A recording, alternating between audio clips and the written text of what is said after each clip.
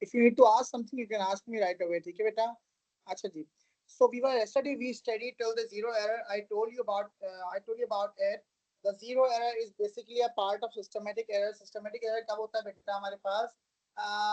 Generally systematic error का मामला कुछ इस तरह से है कि when we say कि we are using a wrong equation, ठीक है, or if we are using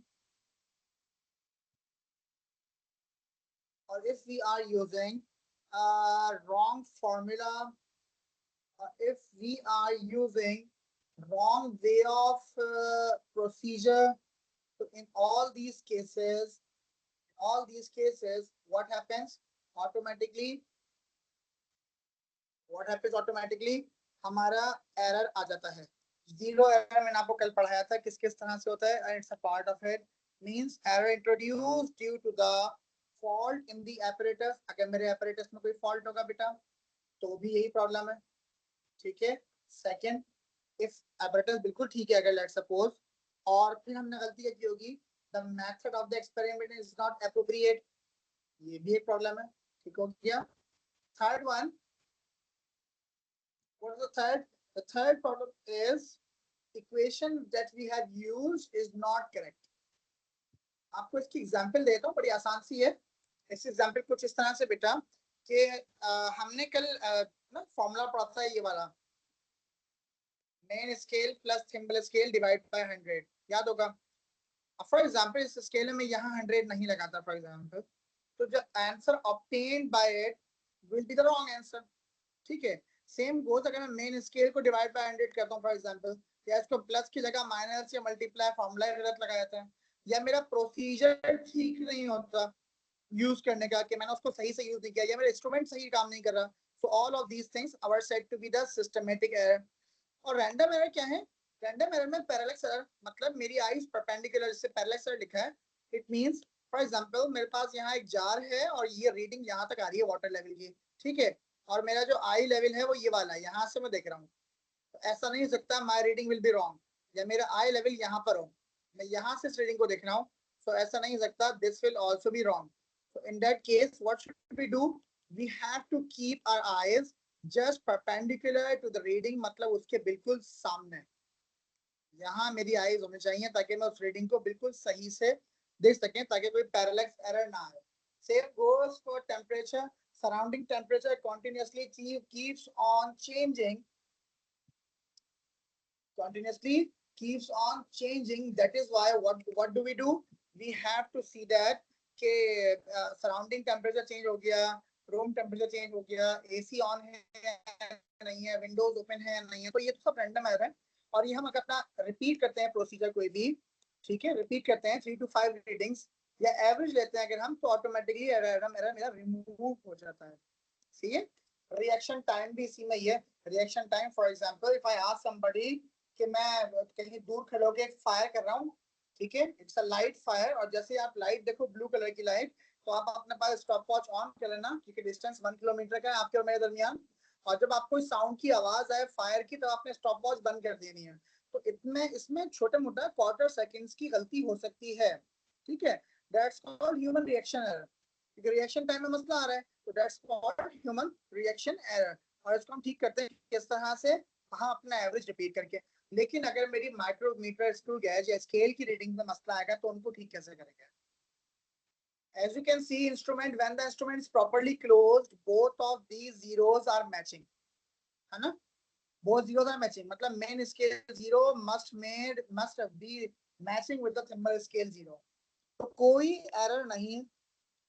But what's happening in the second one, जहाँ B part है, B वाला some positive error कह रहे हैं. Can you see this? मेरा 0 कहाँ मैच कर रहा है? 0.02 पे, मतलब 2 पर रीडिंग मैच कर रहा है. हम थिम्बल स्केल को डिवाइड बाय 100 करते हैं, तब जाके वो रीडिंग क्या बनती है? 0.02 बनती है ना भाई? हमने कहा भाई वो रीडिंग मेरे पास कितनी आ रही है? 0.02 आ रही है. तो इट मींस ये मेरा पॉजिटिव एरर, मतलब मेरी रीडिंग में 0.02 यूनिट्स ज्यादा आ रहे होंगे. For that, what will I do? I have to, for the positive error, I have to subtract. ठीक है. मुझे क्या करना पड़ेगा? पॉजिटिव एरर में पॉजिटिव एरर में I have to subtract the value. Similarly जैसे यहाँ सब्ट्रैक्ट की हुई है, आप देख सकते हैं 4.36 से मैंने माइनस किया हुआ है। अगर मेरी मेजर्ड वैल्यू 4.36 आ रही है तो मैंने 0.02 को माइनस किया है if the error is positive. What if the error is negative? कैसे नेगेटिव भाई? और से देखो 0 से 4 पॉइंट्स नीचे आ रही है रीडिंग, है ना, मतलब 46 पे आ रही है, मतलब मेरे पास 4 यूनिट्स कम आ रहे हैं, मतलब नेगेटिव में आ रहे हैं, है ना, 0 से नीचे नेगेटिव होता है। सो इट सेज, अब हमने कन्वर्ट कर दिया इसको, आ गया 0.04 मिलीमीटर। तो ये है negative error. And for the negative error what do we subtract it from the actual reading. Actual reading क्या थी मेरी? मेजर्ड वैल्यू 4.36, तो हम उससे माइनस कर देंगे। This is called the zero correction. ठीक है, एरर को ठीक करने का तरीका। अगर पॉजिटिव एरर होगा तो सब्ट्रैक्ट करेंगे, नेगेटिव एरर होगा तो ऐड करेंगे, उल्टा काम होता है हमेशा। ठीक है, भूलिएगा मत, याद रखिएगा इसको। That's called the error correction. ठीक है, moving further for the time period of what? Time period of the pendulum. भाई स्टॉप वॉच यूज करने में तो कोई मुश्किल नहीं है ना। Stopwatch is an easy part and you can easily calculate by using that. But what about the pendulum?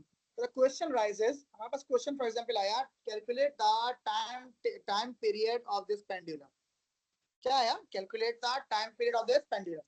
So I have to calculate by using the ruler only. मैं सिर्फ ruler का यूज करूंगा, और उस ruler से क्या होगा बेटा? मैं जस्ट ruler के यूज से easily time period calculate कर सकता हूँ. Why? Because pendulum is a simple way to calculate the time and for anything to happen that repeats on itself. कैसे भाई? आपको समझाते हैं किस तरह से. For example, this point is x and this is my point z. ठीक है, it goes from x to z and back from z to x. ठीक है, हमने क्या किया? एक फिक्स्ड सपोर्ट ली, टॉप पर क्या है मेरे पास? a fixed support. ठीक है, and then I suspended a metallic bob. Bob मतलब ये मेटल की बॉल को कहते हैं. With the help of a string. Okay, and then मैंने क्या कहा कि इसकी जो रोटेशंस हैं, मैं इसको x तक पुल करूंगा और z तक आएगा तो ये जाएगा और वापस आएगा. तो this will be known as the one complete vibration or one complete oscillation. पूरा एक चक्कर जाना और वापस आना, या सेंटर से स्टार्ट किया था तो पूरा एक चक्कर. ठीक है, one complete round, your one complete trip is known as the one vibration or the one oscillation. ठीक है, what I am going to do, मैंने रूलर रखे है, स्केल रखे है, इसकी ये वाली लेंथ मेजर कर ली, ये की हुई length measure. You can see that कितनी लेंथ आई? For example 5 centimetre. कैसे, किस तरह से? I put on scale, right this, right here like this, zero पे रखा, और ये अभी तो खैर नहीं आ रही 5 को, थोड़ा पेपर ऊपर नीचे हो जाता है. तो I what I am to measure is, मेरे पास रीडिंग आ गई ऑलमोस्ट इस तरह के 5 सेंटीमीटर है. ठीक है, अभी एग्जैक्टली नहीं आ रही, 5 centimetre. 5 centimeter measure key reading, and then we have a formula capital T which is used to calculate the time period of the simple pendulum. ठीक है, as equals to 2 pi under root L upon G. The L is the length which is 5 centimeters. G is the gravitational field strength which is 9.8 newtons per kilogram. And then what we are going to do, बड़ा ही आसान सा काम है, we are going to use the calculator to simplify that. कैसे कर लेंगे अभी आपको सिखा देते हैं, just a second.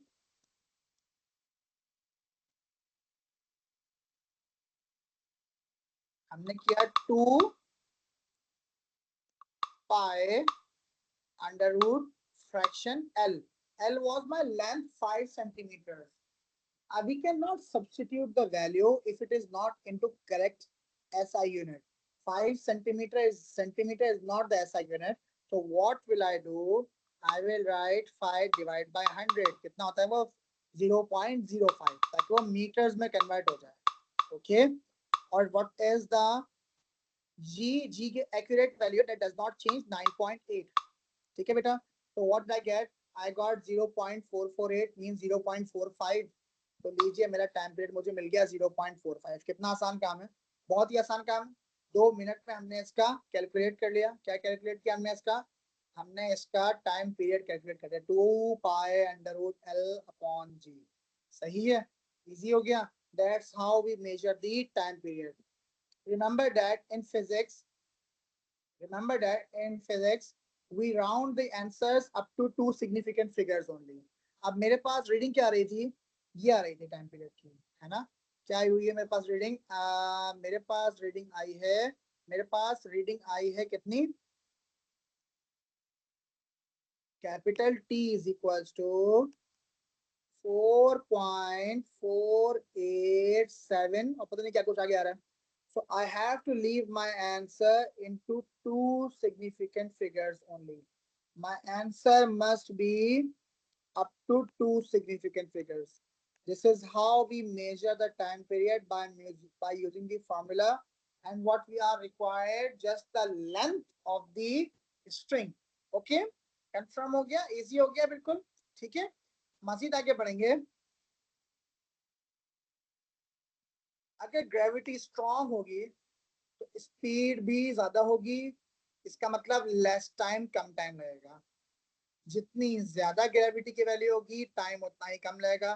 That is basically linked with the space physics. हम जब ये स्पेस में आएंगे तब इस बात को आप बहुत अच्छा समझ लेंगे। ये पॉइंट अभी इस टॉपिक से लिंक्ड इतना है भी नहीं, लेकिन स्पेस फिजिक्स में इसका रेफरेंस आ गया इंशाल्लाह, तब हम इसको पढ़ेंगे। ओके बेटा, moving forward. Mass of a pendulum bob has no effect on its time period. Mass का तो वैसे भी कोई इफेक्ट नहीं होता, because mass is not a force, it does not reflect on any other quantity, it remains same throughout the universe. ठीक है, तो अब आपके पास एक्सपेरिमेंटली मुझे क्वेश्चन क्या है? Note the time for n, मतलब के वाइब्रेशंस का, ऑसिलेशंस का। कितनी वाइब्रेशंस का? 10 का। कि 10 वाइब्रेशंस लिए हमने और हमें उसका टाइम कैलकुलेट करना है। Do the above step twice. जो ऊपर स्टेप दिए गए इनको 2 बार करना पड़ेगा। कौन सा वाला? नंबर 1 वाला। तो हम ट्वाइस नहीं, अब अगर हम इसकी बात करें, हम ट्वाइस की जगह कम से कम भी इसको 3 या 5 टाइम्स करते हैं। That is more appropriate. ठीक है, फर्दर मोर हम एन की रीडिंग भी, हमारे पास जो एन की रीडिंग की रेंज होती है ना, जो मेरे पास एन की रीडिंग की रेंज है वो कम से कम भी 10, ठीक है, it should be more than 10 और लेस देन 50। ये मेरी रेंज होती है, ठीक है, किसकी? एन की। So the reading for the oscillation or vibration you must be taking is more than 10 or less than 50, and we repeat the experiment at least 3 to 5 times। ठीक है, समझ में आ रही मेरी बात? और फिर हम उनका एवरेज ले लेते हैं। एवरेज क्या है? Sum of all the values divide by total. Total, अब अगर 2 बार किया होगा, फॉर एग्जाम्पल ट्वाइस किया होगा, तो T1 + T2 डिवाइड बाय 2। अगर हमने 5 टाइम्स किया होगा तो T1, हमारे पास 5 आंसर भी आए होंगे, that's what T1 + T2 + T3 + T4 + T5 और डिवाइडेड बाय 5। ये हमारा एवरेज आ जाएगा और इसमें से ह्यूमन एरर ऑटोमेटिकली रिमूव हो जाएगा। That is called the average upon n. Okay भाई, सही है। अब इस प्रैक्टिकल को परफॉर्म कैसे करते हैं मैं आपको ये समझाता हूँ, जरा गौर कीजिएगा मेरी बात पे बहुत ज्यादा। I am taking a pendulum now, और इस पेंडुलम में मुझे क्या कहा गया, जरा सुनिएगा गौर से।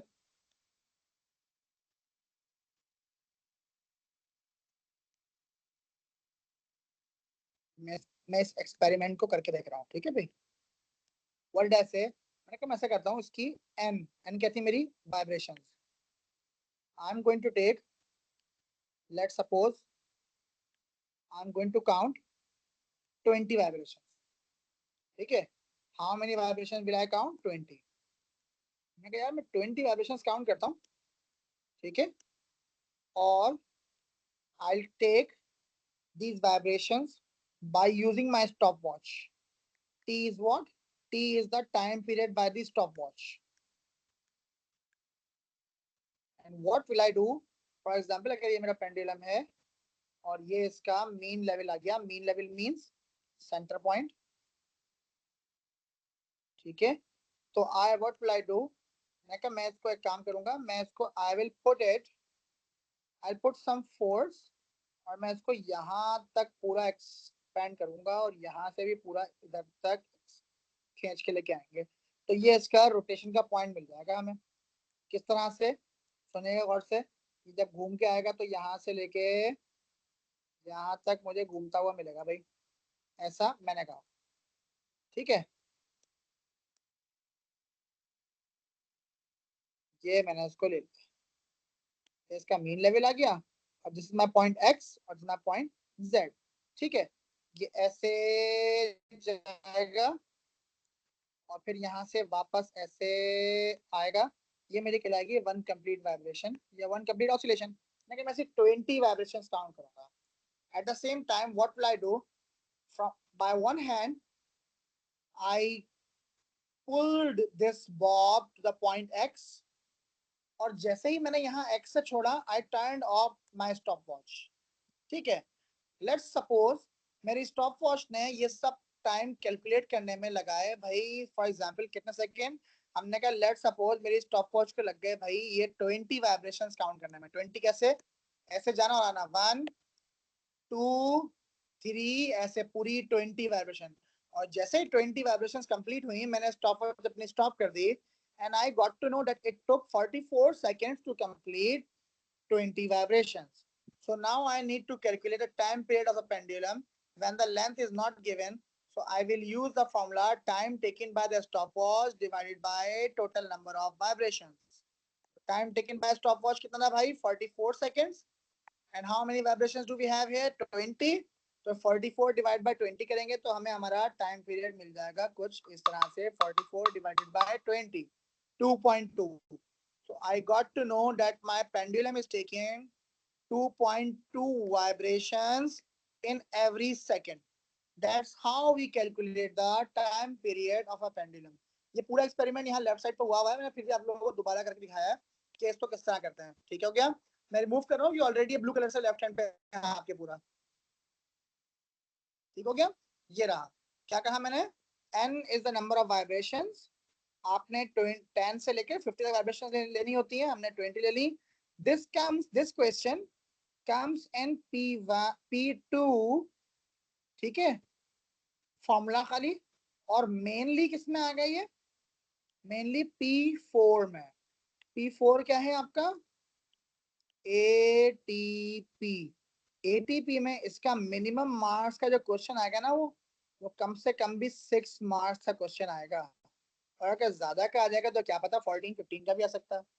ठीक है, 12 तक का भी आ सकता है। मिनिमम 6 मार्क्स तो पक्के पक्के हैं इस टॉपिक के।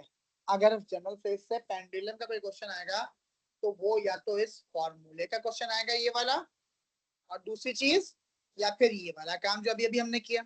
व्हाट डिड आई डू, हमें पेपर 4 में जाकर ये आता है ना बेटा जब, तो we have to plan everything on our self.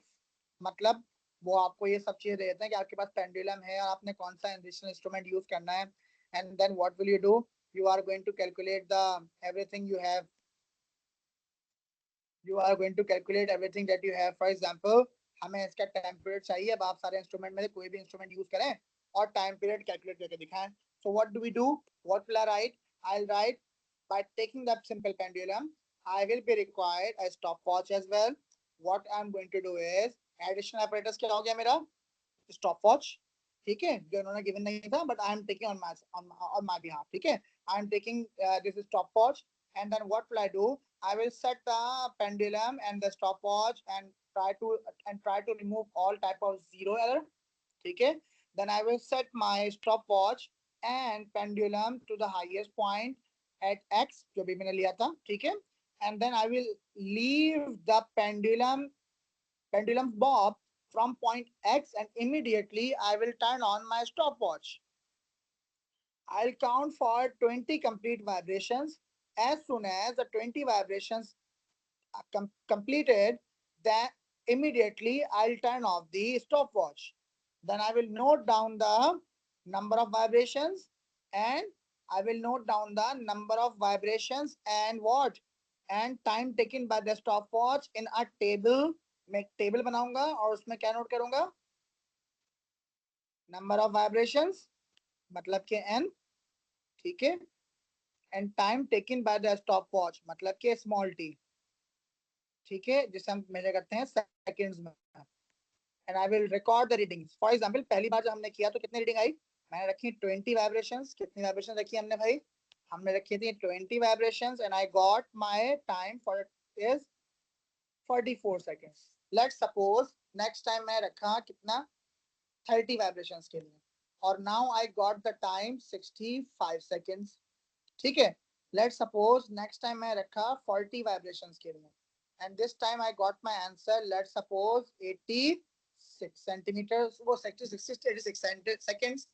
So will I be able to calculate my time period of the pendulum? Capital T means time period calculated by the pendulum. So I will make it easy. How will it make it easy? मैंने अभी बताया 44/20 मतलब कि मैं formula apply करूंगा small t upon n का. ठीक है. तो 44 is small t और n is 20. मेरी वैल्यू क्या आई थी 44/20 में, 44/20 is 2.2. So my first answer is 2.2. Next is 65/30 है ना भाई, 65/30, 65/30 क्या आया 2.166, 2.16667 है ना भाई. राउंड ऑफ कर लेंगे तो क्या बन जाएगा ये भी टू सिग्निफिकेंट फिगर्स में 2.2. Third one is 86 and 40. Third one is 86 and 40 कितना आ गया 2.15. 2.15 को भी राउंड ऑफ करेंगे टू सिग्निफिकेंट फिगर्स में तो वो भी आ गया 2.2. ठीक है. तो मैं आपको टू सिग्निफिकेंट में राउंड ऑफ करके बता रहा हूँ ना. है what do we do, we find out the conclusion. Conclusion में क्या निकालना होता है हमें, एवरेज. एवरेज में क्या करते हैं हम तीनों आंसर्स को प्लस करते हैं. 2.2 प्लस 2.167 प्लस, थोड़ा छोटा कर लेते हैं इसको, हमारे पास टाइम थोड़ा जगह थोड़ा कम है, एक सेकंड बस. I am going to add all the readings ताकि मेरा पूरा प्रैक्टिकल सॉल्व हो जाए. ठीक है. प्रैक्टिकल तो नहीं होता, एटीपी में आता है ताकि हमारा पूरा क्वेश्चन सॉल्व हो जाए और इसको हम सॉल्व करते हैं अभी. एक सेकंड बस. हाँ जी, तो इसको हम सॉल्व करते हैं अभी एक सेकंड में बस.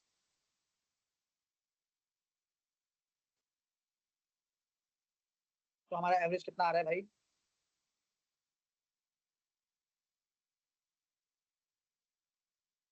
तो इट्स 2.2 2.17 प्लस 2.2 और whole divide by what, whole divide by 3. 3 readings है.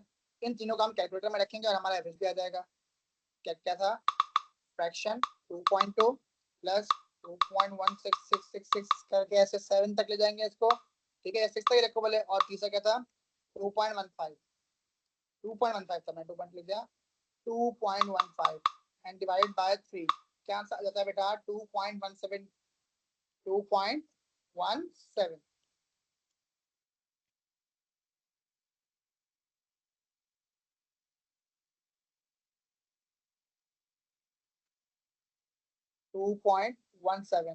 We have to round up our answer into two significant figures. तो मेरा राउंडेड ऑफ में मेरा टाइम पीरियड आ गया वापस से 2.2 वाइब्रेशंस पर 2.2 सेकेंड्स पर वाइब्रेशन.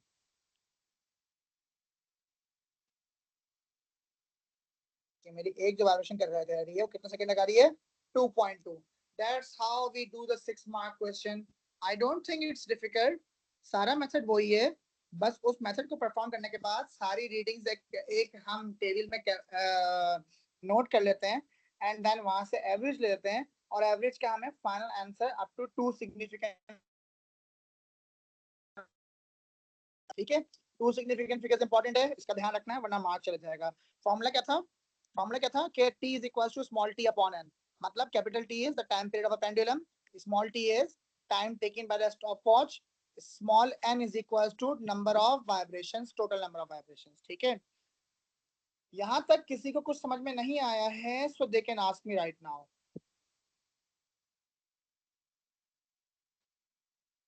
पूरा पेंडुलम के टॉपिक में कुछ भी अगर समझ में नहीं आया है so they can ask me right now.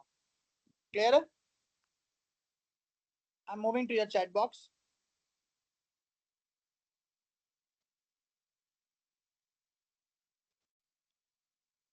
ठीक हो गया.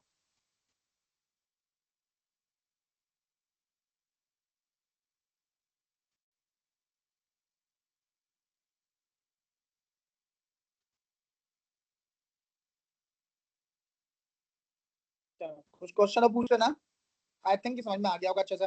ठीक है, अब हम अपना टॉपिक 2 स्टार्ट करेंगे साथ साथ। ठीक है, बस जरा सा स्केलर वेक्टर समझ लो बेटा। You already know that very well most of you. बेटा दो तरह की क्वांटिटीज होती हैं, जितनी भी क्वांटिटीज हैं they have been divided into two different types. Okay sir, how to fix the zero error. अच्छा बेटा समझाए थे जीरो एरर।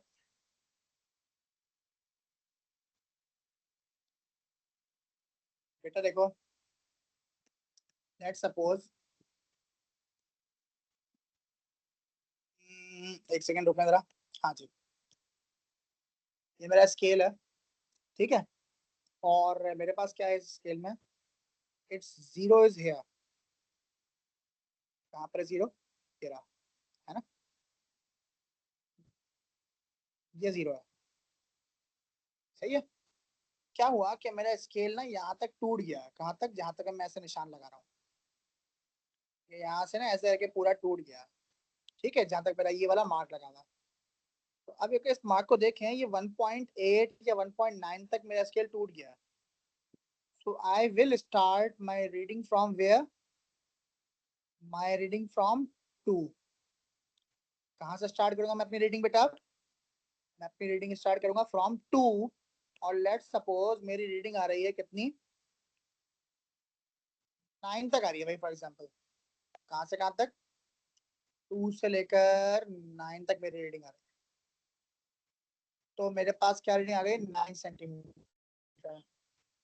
क्या ये मेरी रीडिंग सही है? बिल्कुल भी नहीं है। क्यों? क्योंकि मैंने अपनी रीडिंग स्टार्ट कहाँ से की थी, 2 से, और एंड कहाँ की है बेटा, 9 पर, है ना।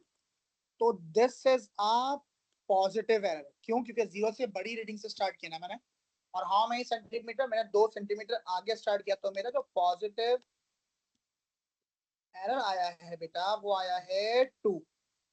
तो हम पॉजिटिव एरर में क्या करते हैं, अपने आंसर में से माइनस करते हैं। My answer is 9 centimetre. तो I will subtract 2 centimeters from my data, and that is why I will get 7 centimeter as my final reading after the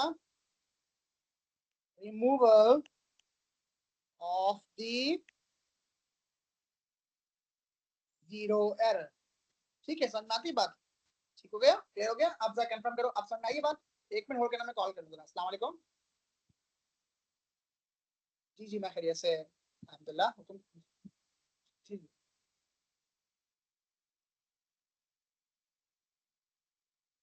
किसका टाइम चेंज किया है?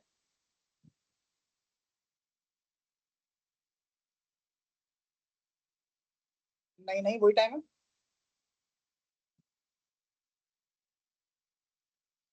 नेक्स्ट वीक से, मतलब अभी अभी जो वीक स्टार्ट होगा मंडे वाला, मोहित को पता है उसका, तो वो उस वाले वीक। अच्छा, उन्होंने मुझे कहा था कि सुबह जल्दी आना।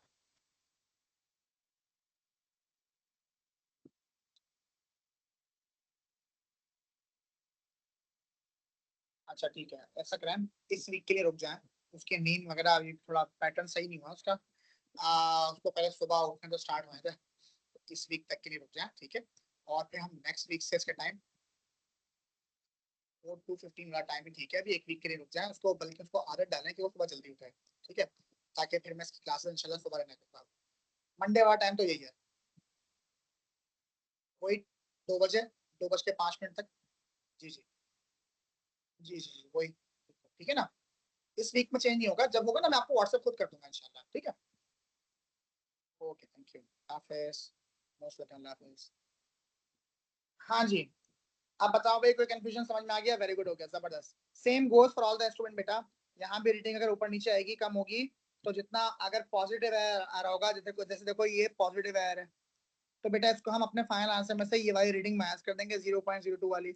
यहाँ नेगेटिव आ रहा है, देखो बेटा, ये नेगेटिव आ रहा है बेटे, तो नेगेटिव को हम ऐड कर देंगे, क्योंकि वो रीडिंग हमारी कम हो रही होगी। ओके, सही है, समझ में आती बात?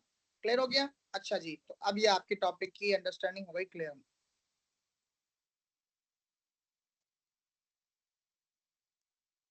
अब आते हैं हम अपने टॉपिक,